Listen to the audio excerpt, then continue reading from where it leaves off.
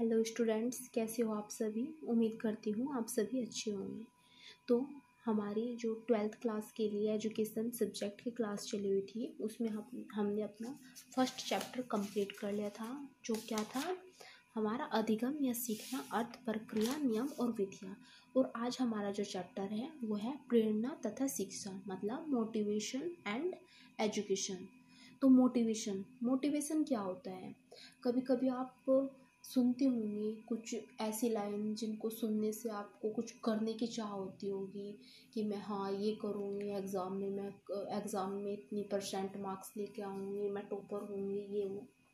जैसे कि कुछ लाइन्स हैं कि मैंने भी कुछ सपने देखे हैं उड़ने के आकाश में, नील गगन की चाह बसी है मेरी हर एक सांस में, बाधाएं आएंगे पथ में, ये भी एहसास है, कोमल मन है, नाजुक तन है, पर खुद पर विश्वास है।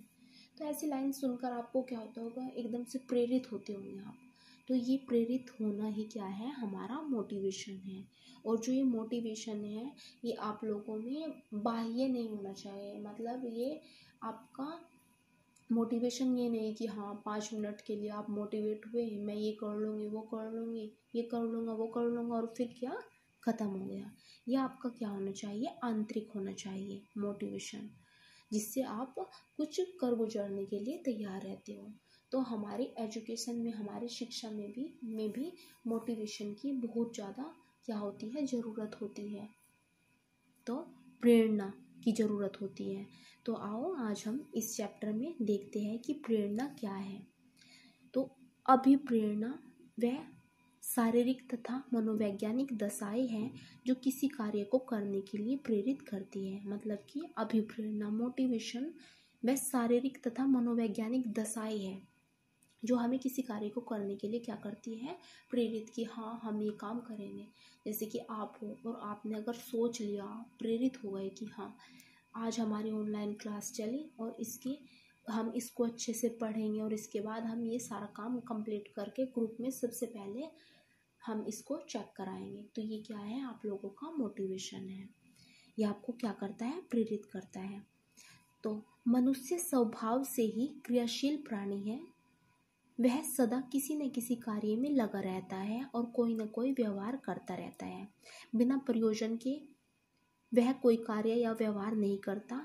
उसके कार्य का उद्देश्य किसी लक्ष्य विशेष की पूर्ति करना होता है। उदाहरण के लिए, एक अच्छा विद्यार्थी बड़े उत्साह एवं लगन से अध्ययन करता है, जबकि दूसरा अध्ययन की ओर से उदासीन रहता है। आप लोगों में से भी बहुत सारे बच्चे हैं, जैसे कि कुछ बच्चे क्या है, अपना काम एकदम से कंप्लीट कर लेते हैं, और कुछ बच्चे ऐसे भी हैं जिसके हाथ में सारा दिन तो फ़ोन है, लेकिन क्या कर रहे हैं, वो और एक्टिविटी में लगे हुए हैं, लेकिन ये नहीं कि अपने काम के लिए थोड़ा सा टाइम निकाल ले। तो वो क्या हुए, वे हुए उदासीन बच्चे। उनमें मोटिवेशन कितनी कमी है, इतनी कमी है कि वो फ्यूचर में तो क्या ही कर लेंगे। तो खैर, जो उदासीन है वो तो उदासीन है ही, उनको चाहे कितना भी मोटिवेट कर लो, उनको तो डिमोटिवेट होना ही है। तो इसका कारण क्या है, इसी प्रकार प्रश्न उठता है, हम भोजन क्यों करते हैं, अर्थोपार्जन क्यों करते हैं और क्यों पढ़ते लिखते हैं। इन प्रश्नों का उत्तर यह कहा जा सकता है कि व्यक्ति के कार्य और व्यवहार को परिचालित करने वाली कुछ प्रेरक होते हैं, प्रेरक शक्तियाँ है, मोटिव्स है कुछ, जो उसे विभिन्न परिस्थितियों में कार्य या व्यवहार करने के लिए प्रेरणा प्रदान करते हैं। प्रत्येक मानवीय कार्य के पीछे अभिप्रेरणा किसी न किसी रूप में विद्यमान होती है। इसलिए हमारे जीवन में सफलता तथा प्राप्ति अभिप्रेरणा पर ही निर्भर करती है। जैसे कि कुछ बच्चे क्यों एजुकेशन प्राप्त करते हैं, क्योंकि उनको क्या करना है, उनको जॉब लेनी है, गवर्नमेंट जॉब लेनी है, उनको फाइट करना है। लेकिन कुछ बच्चे क्या है कि चलो ठीक है, पढ़ाई क्या है, ज़रूरी है, घर वालों ने एडमिशन दिलवा दिया और अपना बस लगे पड़े हैं। उनको ये नहीं पता कि उनको फ्यूचर में क्या करना है। तो जिनको पता है वही क्या है, वो प्रेरित है, और वही क्या है, आपका मोटिवेशन है पढ़ने के लिए। इसके बाद आपका जो ये क्वेश्चन होगा, आप ऐसे लिखोगे, प्रेरणा का अर्थ और परिभाषा बताइए, और प्रेरणा युक्त व्यवहार के लक्षण अथवा विशेषताएं बताइए। तो आप पहले थोड़ा सा ये लिखेंगे और इसके बाद प्रेरणा का अर्थ। प्रेरणा, मोटिवेशन शब्द मोवरे शब्द से निकलता है जिसका अर्थ है गति करना, टू मूव। मोटिवेशन शब्द मूल रूप से लैटिन भाषा से लिया गया है। लैटिन भाषा में, जो लैटिन भाषा है उसमें मूल शब्द का प्रयोग दबाव डालने वाले शक्ति या उत्तेजना शक्ति के आशय को प्रकट करने हेतु किया जाता है। मतलब जो आपको क्या कहता है कि आगे बढ़ो, टू मूव, आगे बढ़ो, या आपके माइंड पे एक दबाव है कि हाँ अगर मैंने ये कार्य नहीं किया तो आप उससे क्या होंगे, सेटिस्फाई नहीं होंगे जब तक आप अपना कार्य नहीं कर लेंगे। ये न केवल आपकी एजुकेशन में बल्कि आपकी रोज़मर्रा के कार्य में भी क्या होता है, मोटिवेशन की बहुत ज़्यादा ज़रूरत होती है। तो ये सब कुछ लिखने के बाद आप क्या करेंगे, इसकी परिभाषाएं देखेंगे।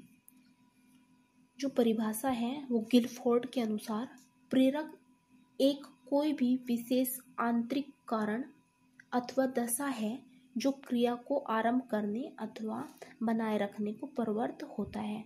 मतलब प्रेरक क्या है, कोई भी विशेष आंतरिक कारण आपको अंदर से क्या हुआ कि हाँ आपको मोटिवेशन मिला कि हाँ मुझे ये कार्य करना है। आंतरिक कारण अथवा दशा जो क्रिया को करने के लिए क्या करता है, आपको प्रवृत्त करता है, तैयार करता है। वुडवर्थ के अनुसार अचीवमेंट, एबिलिटी या मोटिवेशन अर्थात योग्यता अभिप्रेरणा से निष्पत्ति प्राप्त होती है। व्यक्ति की योग्यता प्रेरणा पाकर ही विकसित होती है।